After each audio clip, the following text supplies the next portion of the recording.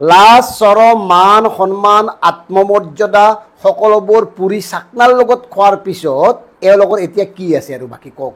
সকলো নীতি আদৰ্শ বিসৰ্জন দি ৰাজনৈতিক বেপাৰীত পৰিণত এইসকল লোকক সাধাৰণ জনতাই সহজতে এৰি দিয়া উচিত নহয়। নিজেই মন কৰক মোৰ কাষৰ দুয়োজন মানে এওঁলোকৰ গ্ৰুপটো, এই দুগৰাকী মন্ত্ৰীহে।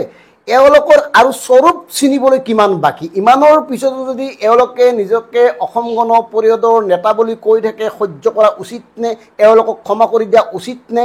এওঁলোক বদমাছ, প্ৰতাৰক, ধুৰন্ধৰ, প্ৰবঞ্চক হিচাপে কেতিয়াবাই পৰিগণিত হৈছে যদিও এতিয়ালৈকে এওঁলোকে যি লজ্জাহীনভাৱে কাম কাজবোৰ কৰি আছে, তাৰ পিছতো এওঁলোকক যিসকলে এতিয়াও তৈলমৰ্দন কৰি এওঁলোকক নেতা মানি আছে, তেওঁলোকেও কথাবোৰ নিজে চিন্তা কৰক, বিবেচনা কৰক। এনেকৈ আত্মসন্মান আত্মমৰ্যাদা জলাঞ্জলি নিদিব কেইটামান টকাৰ কাৰণে। সুদীৰ্ঘ সংগ্ৰামৰ অন্তত গঠন হোৱা এটা দলৰ এই নেতাসকলে এই দলটোক যি ধৰণে বাৰে বাৰে অপমানিত কৰি আহিছে, তাৰ পিছত তেওঁলোকৰ সমৰ্থকসকলে এওঁলোকক কিয় এতিয়ালৈকে জবাবদিহি কৰা নাই? তেওঁলোকৰ তৃণমূল পৰ্যায়ৰ নেতা কৰ্মীসকলে কিয় এওঁলোকক জবাবদিহি এতিয়ালৈকে কৰা নাই? সেয়াহে আশ্চৰ্যকৰ কথা।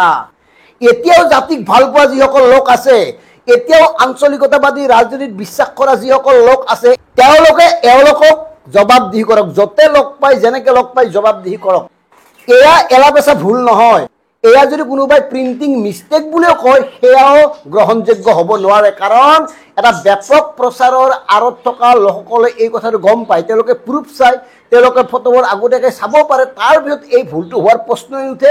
আচলতে এওঁলোকক ব্যৱহাৰ কৰি আহিছে, এওঁলোকক যি মন যায় তাকে কৰিব পাৰে এতিয়া বিজেপি, আৰু সেইকাৰণে এই কাৰবাৰবোৰ হৈছে, এই ঘটনাবোৰ ঘটি আছে।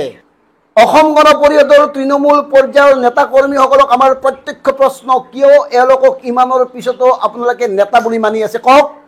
এওঁলোকৰ কাৰণে 855 জন শ্বহীদ হৈছিল, এওঁলোকৰ কাৰণে অগণিত লোক নিৰ্যাতিত হৈছিল, এওঁলোকৰ কাৰণে হৈছিল নেকি সুদীৰ্ঘ গণসংগ্ৰামখন? আৰু একদম স্পষ্ট কথা, এওঁলোকে এতিয়া যদি ক্ষমাও খোজে, তাৰ পিছতো মানি লোৱা উচিত নহয়। 26ৰ নিৰ্বাচনৰ পূৰ্বে এওঁলোকে কিমান টকাত আৰু নিজকে বাৰে বাৰে বিক্ৰী কৰিব, সেইটো এটা গুৰুত্বপূৰ্ণ কথা। কাৰণ 26ৰ নিৰ্বাচনৰ পূৰ্বে এওঁলোকে কোনো কাৰণত, কোনো চৰ্ততে অসম গণ পৰিষদ নেৰে। অসম গণ পৰিষদৰ বিভিন্ন সমষ্টিৰ টিকটক লৈ কেৱল বেপাৰ কৰিব, যেনেকৈ বেপাৰ কৰিছিল ৰাজ্যসভাৰ সাংসদৰ ক্ষেত্ৰত বীৰেন বৈশ্যৰ নামত। ঠিক তেনেকৈ অনাগত সময়তো এওঁলোকে ৰাজনৈতিক বেপাৰখন চলাই যাব।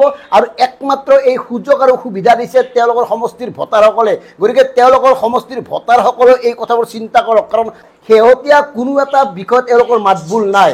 বাংলাদেশীক লৈ তলপাৰ অসম, অথচ এওঁলোকে মুখত পিঠা ভৰাই আছে। এওঁলোকৰ অংক কি?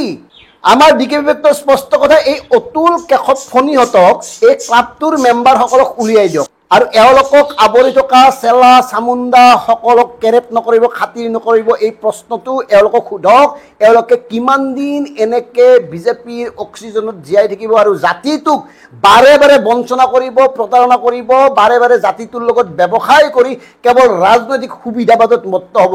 কথাবোৰ চিন্তা কৰক। ধন্যবাদ।